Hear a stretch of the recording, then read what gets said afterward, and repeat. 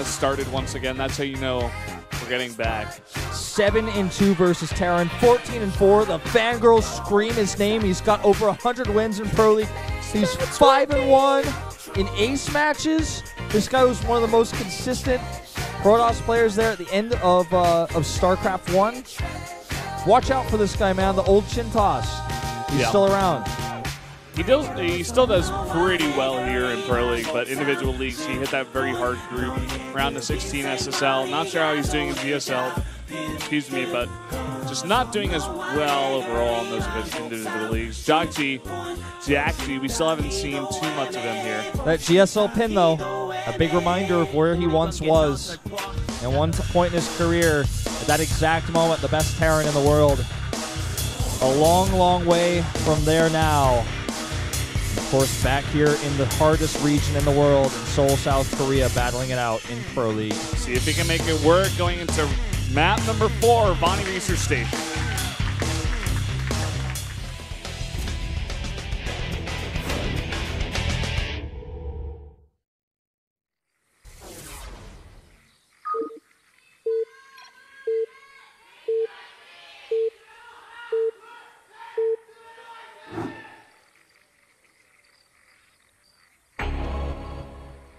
Up in the top here in the red, the Protoss player, his stats. The late bathroom toss. Down here on the 6 o'clock and think it's jjakji. The former NSP and the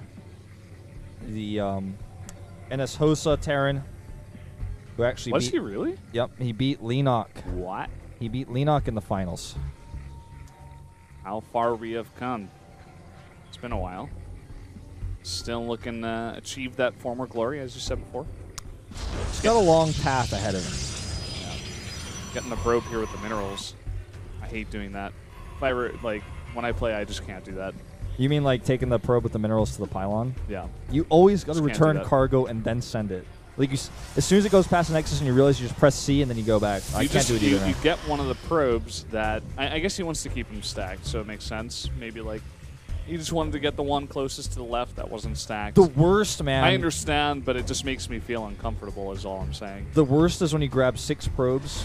You try to and you do the cloning to send 3 into each gas, and like you try to do return cargo to get all the probes that you grabbed with minerals to put back into the Nexus before you send them into the gas, and like you know that you missed one, and like it goes into the gas and the minerals turn into gas, and you're like, no, because you can never get those minerals back. You never get them back. It's all over. See them again. Yeah. It's a sad thing. Those minerals disappear. Where do they go? I think actually, if you're a Zerg player and you have minerals in your little claws, and you make a structure, the minerals actually get transferred to you no matter what. Oh, cool. I think. Pretty sure that's the case. Either it was like that in this game, or it's like that in StarCraft 1. Either that, or it was like my childhood fantasy. I don't know. I'm pretty sure. Pretty sure like one of had those. A dream about it one time. Like I'm pretty sure one of those 3 things is true. We see this block here a lot on Vaani Research Station from the Protoss. Yeah, it's important to stop Hellion run-bys while attacks happen at the backdoor expansion. We don't see that too much recently. Whoa, 2 racks follow up. Just gonna play it a bit safe. See if he adds 3. Wouldn't be surprised. Strikes me as a jjakji thing to do. Well, his teammate Bomber really likes to do that, especially in Wings of Liberty. Did that a lot. He would like sometimes pull some SCVs with 3 barracks, do a big attack. A lot of old variations of SCV pulls and Marine attacks in Wings of Liberty. Like not all ins where you bring like say like 6 SCVs with it. There's even one variation of 5 barracks off 2 base, and you do after a CC first. But the Mothership Core basically removes all of those. Have you heard about the recent proposed like macro mechanic changes to No, Legacy? actually I haven't. Well, I'll bring them up really quick to bring the viewers up to speed if they weren't familiar as well. There's been talk of nerfing the Mule, the Chrono Boost, and the Queen. The Queen would auto-inject but give less larva. The Chrono Boost would cost more energy, like it would cost 50 energy, for example, but not be twice as good, so it would be slightly nerfed. And then the Mule would be tweaked in some way to be even and to be fair. I personally very against these changes. I think that the only one I think is okay is the Queen, because that's a very complicated thing for newer players to play. For sure, I think Zerg is the hardest race to get into, just starting off. Yeah. But I like the way that we are now, and I think it's complex enough. I like it. We have a Robo here. Yeah, So we've been seeing this a lot. this could either be just a quick defensive, observer. It's pretty common to see. Could be an Immortal Bust, which would be unlikely for stats, or it could be a rushed Colossus drop like we saw just last week. That's not Deer in the booth. He's not looking to humiliate someone for no reason. Okay, there it is. It's an observer. Yeah. We've been seeing this a lot. We actually saw this from Classic. I think this exact build where it's just, instead of going for Blink now, they just go back straight into the older style, which is just that very fast, safe robotics, get out like 3 or 4 observers. It's great on this map too. You can see all the drops coming. You can have units in position on time to defend against any kind of drops that are going in your back door. And just in general, it's not too hard to get your third base up if the Terran is going for the greedy 3 CC play. I guess you can call it 3D. Yeah. Now, we do have a fast Robo Bay here. This is probably going to be defensive for Colossi to take third. This is a bit different from what we've been seeing in most of these matchups. Oh, no, not again. No, I don't think so. I don't think so. I'm just saying I don't think so because I hope not, but nah. Maybe. Hold on, let's just wait. It's got a turret up, man. Where's that turret up, actually? I want to see that. It's at the main base with all the Marines, just in case of... No way. No, he's not going to do it. No, we'll see. We'll see. Can't be it. Observer coming in, sees everything. Sees the timing on the factory. Oh my god. It is. It really is. He must have misclicked that. It's supposed to be thermal lance. I don't know, Wolf. What are we seeing? What did he is just this? lift up? Okay, he just lifted a probe down the ramp. Oh, because that's a tight wall, actually. Yep. I didn't realize that was fully tight. Okay. Yeah, that's what they're doing these days in Vaani. Yeah, I must have missed I missed a few games on this one. They eventually kill the pylon, remake it. Is he going to follow this up? He's stopped at 47 probes. He's not making it. And he's making a bunch of gateways. This makes me feel kind of silly because, I mean, I joked about it earlier, right? But, oh my god, double starport already, by the way. Yeah. But, this makes me wonder about Deer's play a little bit more. Like, is this something that people are thinking is more normal? Well, let's see. Could be. There's nothing in the base right now whatsoever. Now, the coolest way I think to use this is to wait until the Terran moves out for any reason. He's actually bringing units back, expecting possibly a Warp Prism because that scan was pretty revealing. Probably expecting a Zealot drop, if anything. Stim is already ready. Well, here we go. The Colossus coming in. He's going to get dropped straight in. He's going to have to get out of there right away. Jeez. 80 health. Gets one shot. He's coming back. He hasn't stopped. The Warp Prism has speed now. He's forcing some stims here. This is a very interesting way to get up to There's your third Vikings base. out. Goodbye. Game over. See you later. And there you have it. Is this becoming like my most hated thing in Pro League?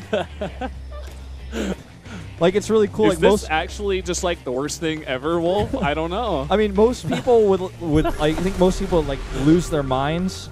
It's just like, oh my god, this is the coolest thing I've ever seen. We're actually seeing this competitive play, but I'm like, this just isn't good still. Now he's going to move over here with this ragtag group of units to hit the third base. If he does not do serious damage here, he's going to be in a lot of trouble. But this Terran army is moving out. He needs to actually bring those medevacs back. I think, okay, he's just going to evac. He's like, nope, I'm not doing this. Maybe he thinks it's some kind of two-base play. But imagine how much damage these two drops can actually do now that he's actually just going to hold himself up here at the top of the ramp. Those two drops can do so much damage. There's nothing waiting for him back at home. Nothing. Except probes to kill and a Nexus to perhaps snipe. And with all these Vikings with double starport, you can actually easily push this back. And where's the recall? Oh, 4 health. 4 health. Now he's going to have to unload first and do something different, but... You know, he may be able to get that Nexus. If he comes from a different angle, like he threatens the back door and then he goes for it. You go for a double medevac Marauder drop or something. I think jjakji is still in a pretty good spot here. He has this large army. He could actually gear up to hit a timing attack. Third CC is landed. It's hard for him to know if he can drop or not.